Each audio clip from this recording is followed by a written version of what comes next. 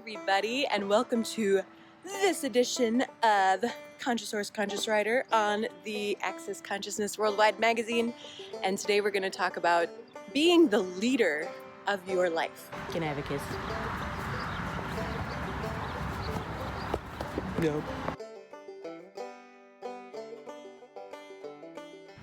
So horses can teach you a lot about being the leader of your own life because they are the leaders of their own lives. And that doesn't necessarily meet Electra.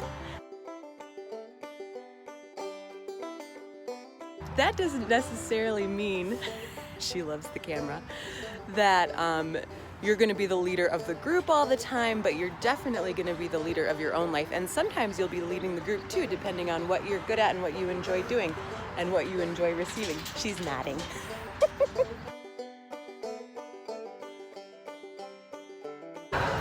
She's like the best camera person ever. So being a leader doesn't mean that you're actually equal to anyone, but it also doesn't mean that you're superior to anyone either, or that you're less than anybody. But a lot of times when people are trying to lead a group or lead like a corporation or lead even their own lives or lead a family, they try to tend to make other people their equal. And you don't want to treat other people as your equal. You never get anything done that way.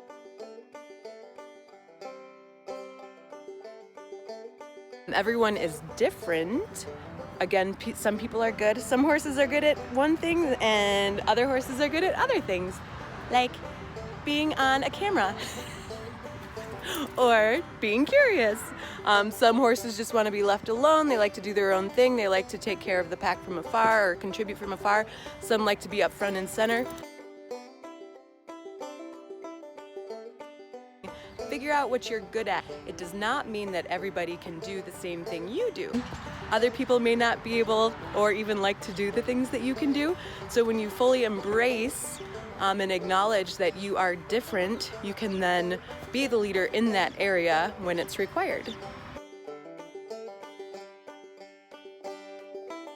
For example, when I first got here, the horse over here, Joy, she's like right there. She's just chilling now. She is like the alpha mare of this little pack, and she knows that I'm not going to do anything, and she knows everyone's just kind of receiving right now and relaxing.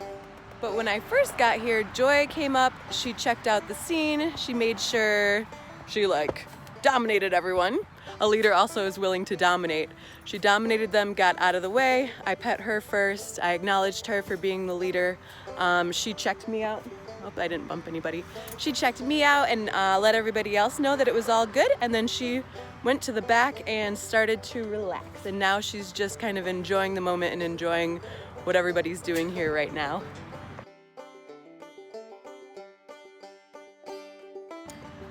A leader will also have a high level of awareness. Horses are prey animals. They're not predator animals. They're prey animals, so they need a leader that's going to be aware of any danger or if the weather's going to change. Whatever horse is good at knowing that, they'll let the other ones know. They'll be the leader of the weather, maybe. If there's like a wolf around or a bear or a dragon, who knows?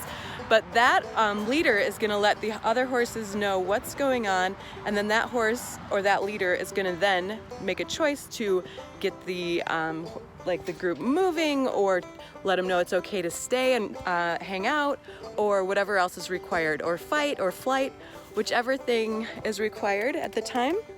That horse that's being aware, the most aware, is going to be the leader and is going to let everybody know what they think the whole group should do.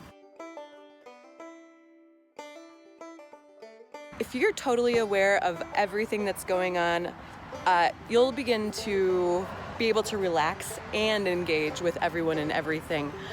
You'll have less stress when you're being the leader of your life and you're willing to be totally aware, because things will start letting you know. It won't have to hurt.